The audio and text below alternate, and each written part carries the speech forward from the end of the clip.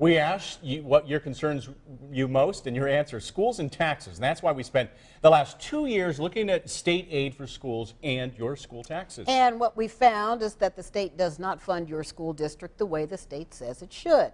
In tonight's New York State Exposed Education report, parents in one district told Berkeley Green the problem is so big they have had enough. So Burke, what are they doing?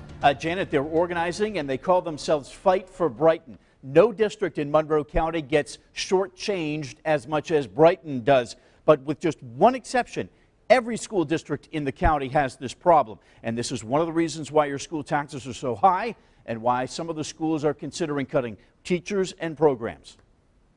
I mean, the state has been holding on to money that Brighton has been owed for a number of years. Dr. Claire McLaughlin has 3 children. Her daughter is still in Brighton schools. When she found out how much Brighton is shortchanged with the state aid, she and other parents organized a group called Fight for Brighton. I have friends and neighbors who have younger kids. I want them to have the same experience my kids did. So here's the deal.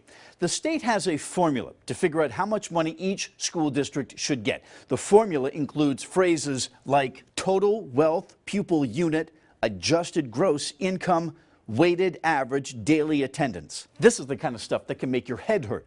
Bottom line is the state formula says this is how much your school should be getting, and this is how much you're actually getting. Look at some of the numbers. Greece should be getting $76 million in state aid. It actually gets $57 million.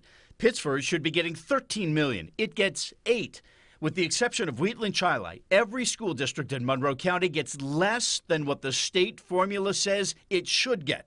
The biggest difference is in Brighton. According to the state's own website, the district should get $13.8 million in state aid, and it actually gets $6.4 million. That's a difference of more than $7 million. It's inequitable, it's unfair.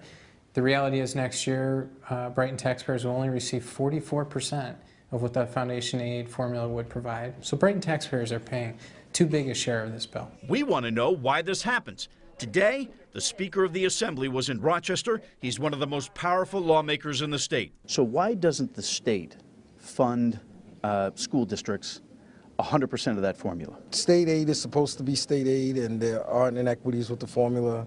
And what we usually try to do is, where we can, come back and try to plug up some of those areas where the school, based on the formula, some districts may have come up short. But all, with the exception of one district, every suburban district in Monroe County has come up short.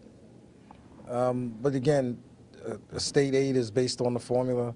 And what we did try to do is, at least in a lot of suburban districts, one of the good things that happened was the GEA was eliminated. GEA stands for Gap Elimination Adjustment. That was school money that the state kept to balance the state budget. New York spends more money on education than any other state. And over the last 5 years, Brighton's budget's up $11 million, and the average teacher's salary is up $4,000. But because of what we're talking about now, the district's on the verge of cutting programs and teachers. It's a real personal issue for me, and it's why I'm fighting so hard. I'm going to be honest with you. Sometimes I think the state makes things way more complicated than they have to be. And we're dealing with the state here. So what's the best way you can affect some change? We think it's by joining a group like Fight for Brighton. And you can sign up through its Facebook page, which is linked to this story, WHEC.com. You're not kidding. Pretty complicated there. And you touched upon it that New York spends per pupil more than any other state. And I know there's plenty of people out there that are saying, here we go again, the schools want more money.